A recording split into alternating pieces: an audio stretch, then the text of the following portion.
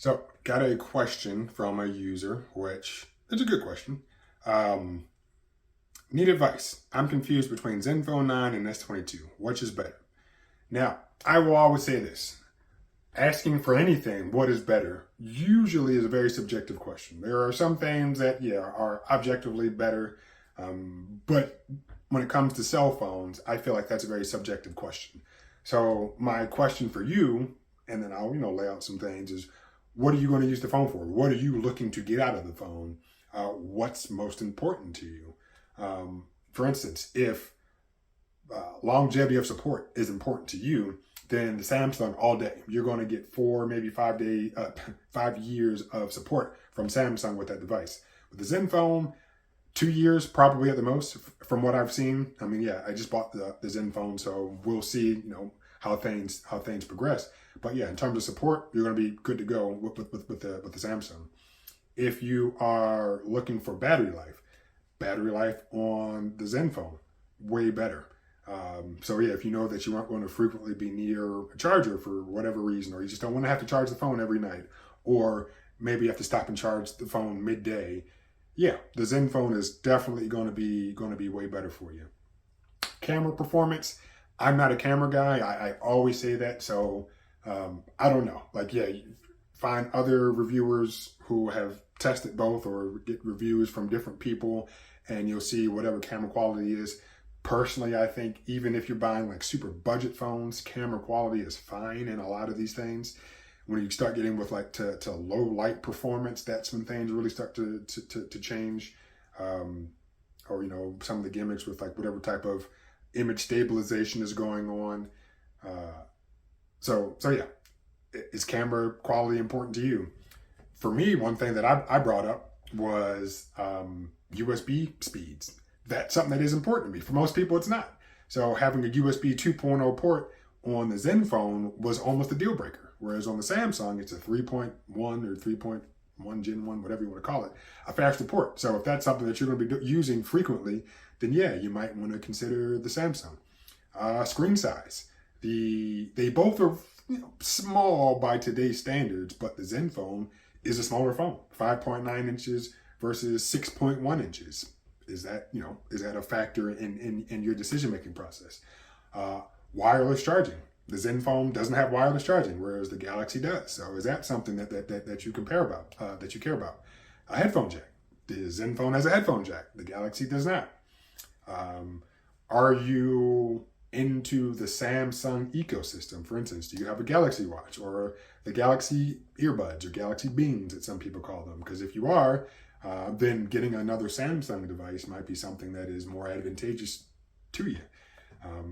Biometrics, this is something I'm going to, I already, in my mind, I already have everything made up. But I will say this in terms of better, because I know I said things are subjectively better or objectively better. Objectively speaking, the under-display fingerprint reader on the Samsung Galaxy S22 is way better than that of the Pixel, which also has the Pixel 6, which also has an in-display fingerprint sensor.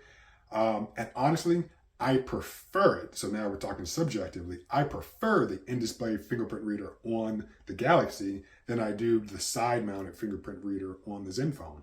But for some people, they probably don't particularly have a preference.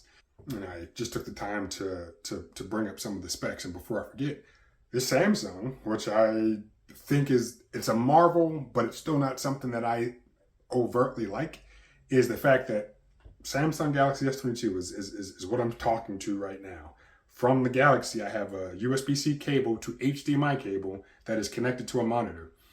Samsung DeX, so essentially a desktop-like operating system, loads when you plug the phone either into a laptop or directly into a monitor. It recognizes that, oh, there's an external display connected to this phone. Let me pull up this desktop-esque environment, which I'm able to use a mouse to control. Can I use a mouse on other phones? I don't know. I haven't tried it. But I mean, it makes sense to use a mouse with a desktop environment, and it's pretty cool that the Galaxy gives you that option.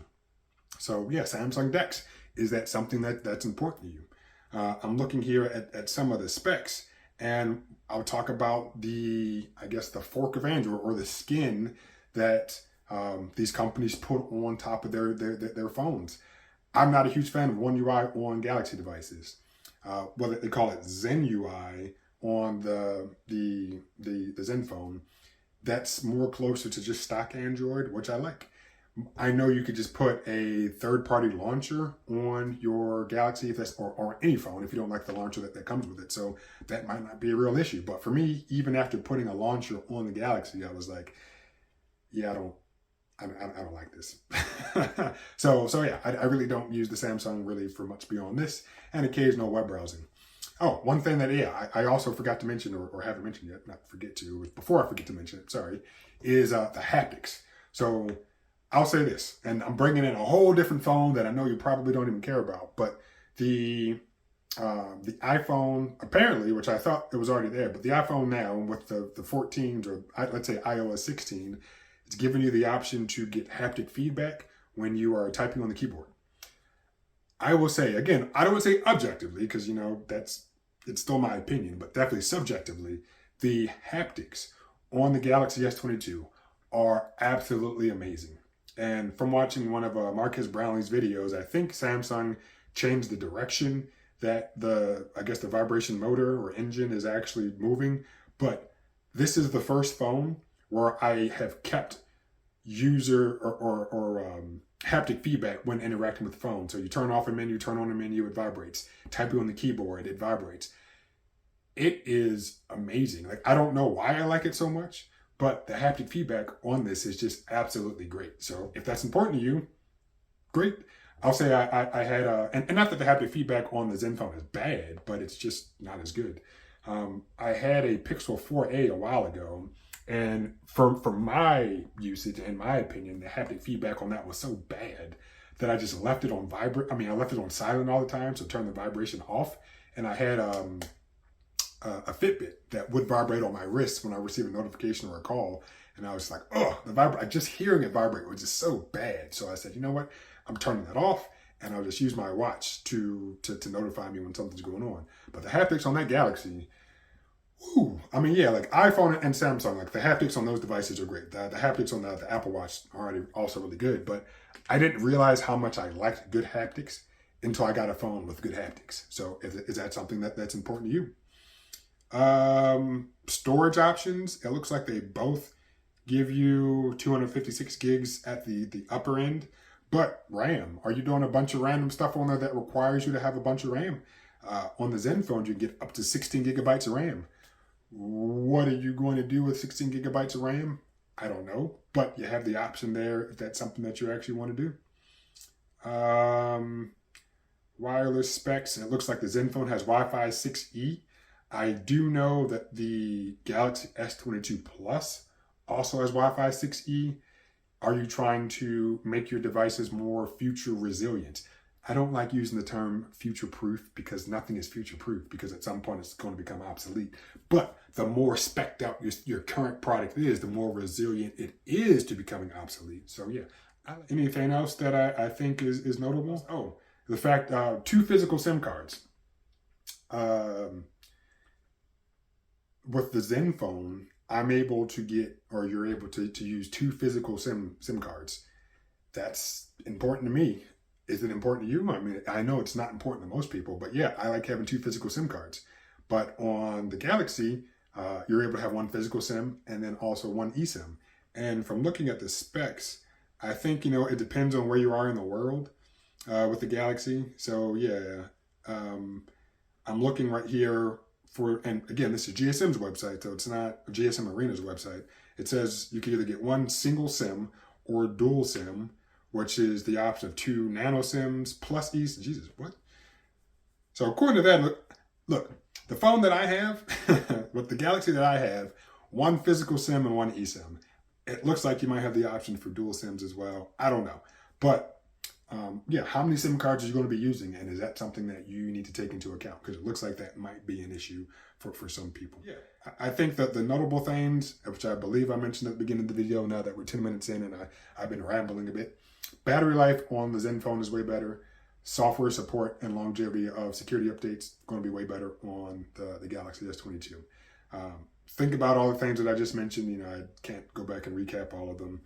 Maybe I'll pop them all up on the screen if I learn how to do that. But yeah, which is better is just a very, very subjective question. So watch other YouTubers who have reviewed both phones and see what their thoughts and opinions are.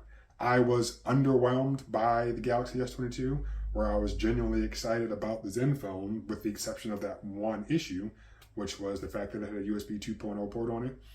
And of course, after installing the updated firmware for the Zen phone, I've had no issues on the network, on T-Mobile's network. So I know I didn't really answer your question, but I don't think there's truly an answer for that question that isn't answered from the person asking it. So yeah, watch more videos. And I guess the one thing I didn't mention is price. The Zen phone, yeah, that thing was $600 something. I paid $400 for the S22 brand new. And you can get a lot of carrier, I'll just call them subsidies, with the S22. And I know they probably come in bill credits. So you buy the phone outright, and then they'll give you like monthly bill credits over, however many months. So if that's something you're considering. So again, I'm all over the place with stuff, I know, and I think I'm all over the place. One, because I didn't take notes the way that I said I was going to take notes. But two, yeah, it's not a question that anybody can really answer for you. It's really, what do you want to get out of the phone? And for me, I think the Zen phone is a better option, but I would imagine a lot of people would say that the Galaxy is actually a better option. So sorry I didn't really directly answer your question, but I don't think there is a direct answer to it.